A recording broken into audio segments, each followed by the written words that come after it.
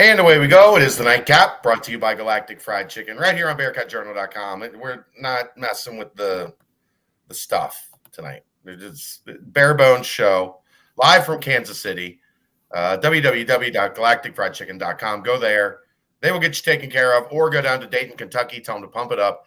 Save yourself 15% off of the Galactic goodness.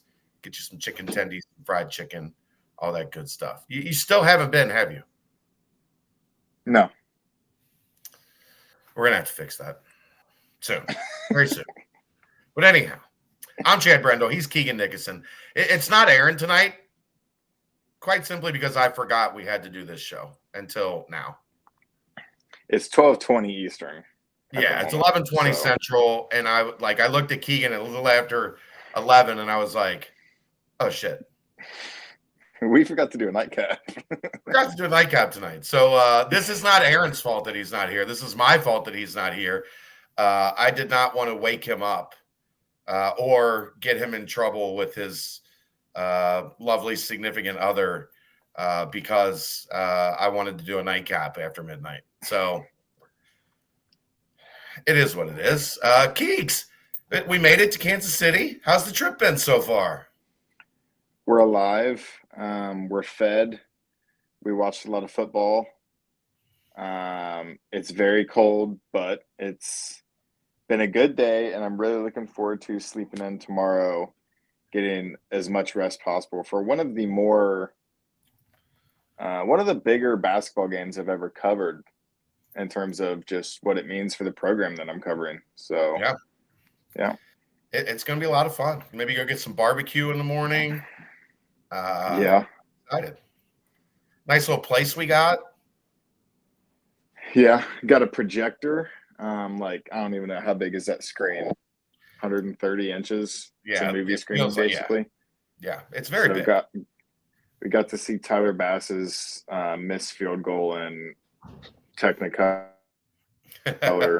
perfect harmony. Yeah. So it's all working out good right now. Yes, loaded tots.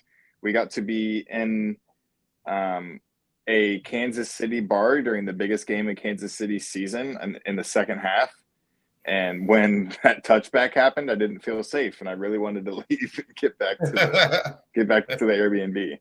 So we're all wearing UC stuff, and I mentioned to the waiter that we were here to go to the game tomorrow, and he was like, "I wondered if you guys were going to go to the game tomorrow."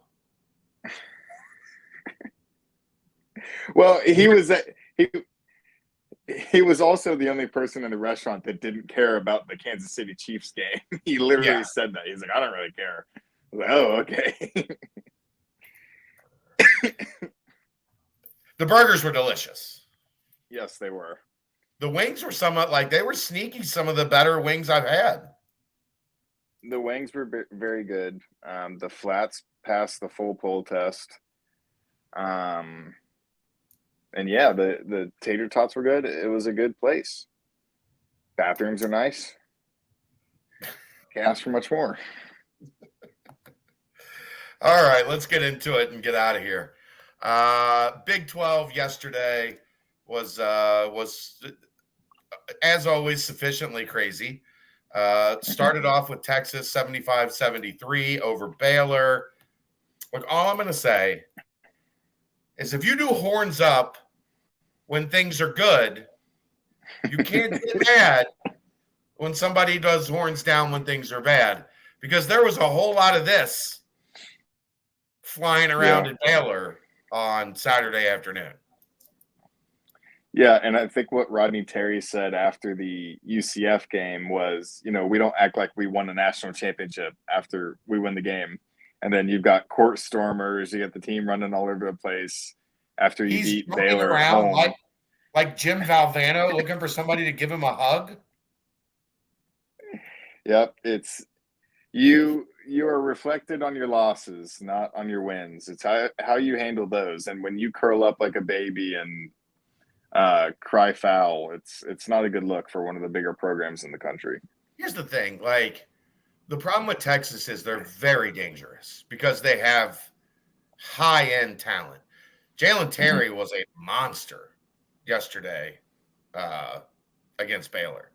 And they have guys that, when they're playing well, can beat you just because they're playing well. They also are not coached very well. And if they are not on, sorry, did I get you? You got me. If they are not on, they can lose to anybody. Like, we've seen that already from them. So they're annoying. That's the best I've got for Texas. Yeah, they're the only team. They're the only program in the country that is not allowed to like be made fun of. Right. Like it's crazy. So I find that whole situation just not what college athletics is about, basically. I honestly did not realize this, Keegan. The last time I looked at this score, Iowa State was smacking TCU. TCU almost won? Yeah. 73-72. 5-point favorites. 73-72. Iowa State is a winner. I know they were up by 15 in the second half, like while we were at the UC game. But Iowa State holds on. That's a tough one for TCU. They get Oklahoma and Houston back-to-back at home, and then lose to Cincinnati and Iowa State. That is the problem with this league. Like, that is the encapsule. Like, TCU's season is got cheated at Kansas, beat 2 top 10 teams at home, and then lose at Cincinnati, and then come back home and lose to Iowa State. That is the Big 12 in a nutshell. This week they go to Oklahoma State, so you're assuming that's a win. They go there on Tuesday. Right. Then they have to go to Baylor on Saturday. Right. So it's a likely 1-3 2 weeks, and could possibly be an 0-4 2 weeks based off of how Oklahoma State plays on Tuesday. So it's just like they were so high after that Houston win. They beat Oklahoma, and then now they look significantly better than Oklahoma. Yeah. You never know. It's the ebbs and flows are ridiculous. Iowa State's good, though. Like this is not a slight at Iowa State. Iowa State is a legit top 20, 25 team. So that's not a shot at them. It's just how volatile things can be. You can go from we had the best week in the country to we might be 1-3 the 2 weeks following. Houston 57, UCF 42. This was quite literally the worst game of offense any team has ever played in the history of the Big 12. UCF shot 15.9% over a 40-minute game. They had 14 points at halftime. They finished with 42. They had 7 made field goals the entire game, and one of them was with both teams having all the walk-ons on the court.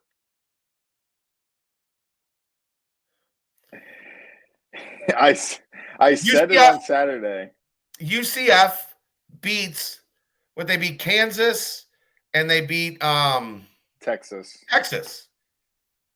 And then they go out and literally look like they had never seen a basketball before on the offensive end. And I said it Saturday. I thought those 16.5 points that Houston was getting was free money, and it very nearly was if it weren't for a garbage time bucket from UCF. But, I mean, you do not want to play a pissed-off Kelvin Sampson. And I think that's you've got a pissed-off Houston team kind of struggling a little bit, and then you've got a UCF team that's coming in on their high horse after beating Kansas and beating Texas, thinking they can go into Houston and beat them, and it just wasn't going to happen. And the Cougars weren't going to say, you know what, we're going to go in, we're going to shoot the lights out, we're going to beat you 80-42. They said, no, we're going to suffocate you, and you are going to wish you never picked up a basketball in your entire life. and I think they had 14 first half points. And that's like, I don't even know if you saw something like that in the Cronin era. I think that's how Oh bad yeah. that was. Jamie Dixon versus Mick Cronin, Madison Square Garden, Was that 43. a 14 points at No, it halftime? was 43-42 was the final score. Final, yeah. Yeah. I mean, We've rock we've fight. been there, done that. Yeah, been there. I remember a 40-point UC 40 low 40s at USF when they were renovating their arena. So they played at the Sundome that had like a hockey rink underneath it at 11 o'clock on a Sunday morning. It was the worst, the absolute worst. Sometimes I think back about watching all those UC games and how I like fell in love with Mick Cronin's teams and all the players. And it's like they were averaging like 50 points a game. Like, how is that even entertaining for me to watch? But I literally just, I don't think I knew that other teams scored more points. I think it was just, this is supposed to be the score of a college basketball game. No, 58-52 is not supposed to be the score of a college basketball. It's really not. It's really not. But yeah, Houston is angry right now, and you would like to give them a couple weeks to cool off before you have to deal with them. Yeah, I think that's true with a lot of team. Definitely the upper echelon team in the Big 12. And now you're looking at a situation with Cincinnati where they have to play a very angry Kansas team on the road. So I think not having to play Houston and Kansas back to back should be considered a significant win for the University of Cincinnati. You know why Kansas is angry? Because they went into West Virginia and lost 91-85 and just got physically pushed around at the end of that game. There was like, I think they got four straight possessions with a stop that West Virginia got the offensive rebound and scored when West Virginia was up like from the 2 to 5 point range. And they just kept adding to the lead, and they suffocated Kansas. They choked them out, and Kansas just couldn't offensively. They couldn't find a way to get back into it because they couldn't close out possessions. They were getting stops. They just weren't getting offensive, or they weren't getting defensive rebounds and ending the possession. And it's going to be. I mean, I guess on the good side of things, Bill Self's not going to have like 3 days of practice to just like crush these guys. So maybe you get them with some low confidence tomorrow, but Bill Self ain't going to be happy. I'll tell you that much right now. You lost to Yeah, UCF in West Virginia in like 10 days or whatever. That ain't going to go over well. I think in terms for UC, I think they kind of solidified their identity against Oklahoma, and I wrote about this. Like, they have to be able to control the boards if they want to be able to contend in this league. Yeah.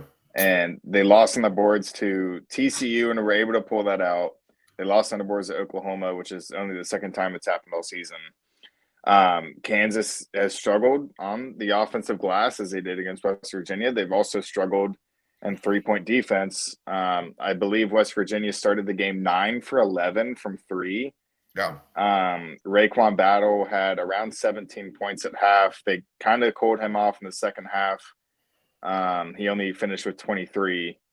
But as you mentioned, if you just out physical someone and you push them around and you continually get boards, I think it's going to be hard to pull back and get in on offense, especially when you have a guy. Kirk Kriisa has struggled. He struggled at Arizona some, but when I watched him at that game in Vegas against IU, he can light it up. Like, he's a really talented player. So when he gets hot, He's one of those guys. He's the opposite of what most people say. You know, most people, they're like, he's that guy that when he's on the other team, you hate him. And when he's on your team, you love him. Kirk Carissa is that guy. When he's on the other team, you're like, man, that guy's pretty good. And then when he's on your team, you're like, this guy sucks. And I want to like throw him in a wood chipper. Yeah, UC definitely doesn't have any of those players. The fan base doesn't react to UC's players like that at all, do they? That's a whole different. That's a whole different story. Texas Tech was that. This is one of those. I think Aaron and I were like, we went to record, and BYU was up 17, and it was like, wow, man, BYU's getting that. They're getting rolling a little bit. And then by the time we were done recording the live show, Texas Tech won by 7. What happened in that game? What I can see is it looks like BYU was kind of leaning on the interior game in terms of offense. Ali Khalifa finished with 21. He was only 2 for 8 from 3. And then Trevin Nell only had 6 points in 17 minutes. Only took 4 3-pointers, which is basically unheard of in terms of Trevin Nell playing basketball. Dalen Hall 4 for 8 from 3. And then Jackson Robinson continues to struggle in Big 12 play. He was 2 for 10 from 3, 3 for 12 from the field, 8 points. So I think BYU. When you wrote that BYU preview, you thought that guy might be a first-team all-conference player. He can't get out of his own way right now. That's basically what he was in play before Big 12 play started. I think people are kind of talking about him as a potential NBA draft pick, and he was the guy to stop. And then add Dalen Hall and Trevin Nell on top of that, and they get really dangerous. But now they're really leaning on Trevin Nell and Dalen Hall, and it's just not really working. It kind of reminds me of Penn State last year. They just chuck up threes and hope they can go in. They scheme it around that, and a lot of times it works, but when it doesn't, it really doesn't. And especially when you're on the road in the Big 12 at a place like Lubbock, it's going to be tough to win. You ever been to Lubbock? It's hard. I want to go to Lubbock, but I also really never want to go to Lubbock, so it's a fine line there. Hard, Keegan. You ever try to get home from Lubbock? It's hard. Hard. Final game of the day yesterday, Kansas State trails most of the game. It looked like maybe Oklahoma State was getting it together, but then Kansas State kind of puts the clamps on late and avoids kind of a disastrous loss for them. Like their resume is okay. It would not have been like it would have taken a hit with a loss at home to Oklahoma State.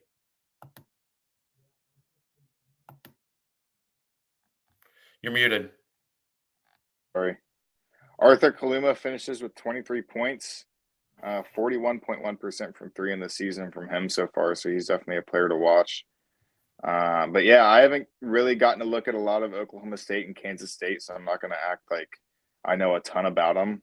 But it looks like they have some talented players. Kaluma being one of them at a forward who played 38 minutes and scored 23 points. Yeah. So that's just your typical positionless basketball player. All right, here you go this week, real quick. West Virginia at UCF. Ooh. Texas at Oklahoma. That should be very interesting. TCU, Oklahoma State. Just that's a tough one for TCU. Like they're in a little funk right now. You got to go to Oklahoma State and get right. It's tough to get right on the road. Houston, BYU. Unstoppable force, immovable object. And then Wednesday, a pretty fascinating game. Basketball version of Farmageddon, Kansas State at Iowa State. So there you go. That's the Big 12 Sunday. Sorry to Aaron. That's my bad, dog. I didn't mean to forget. I just did. Like, what can you do? But you can't win them all. You try to win them all, but it's not how it works sometimes. I can't get the logo to pop up, so we're just gonna sign out. That's the nightcap, brought to you by Galactic Fried Chicken, right here on BearcatJournal.com.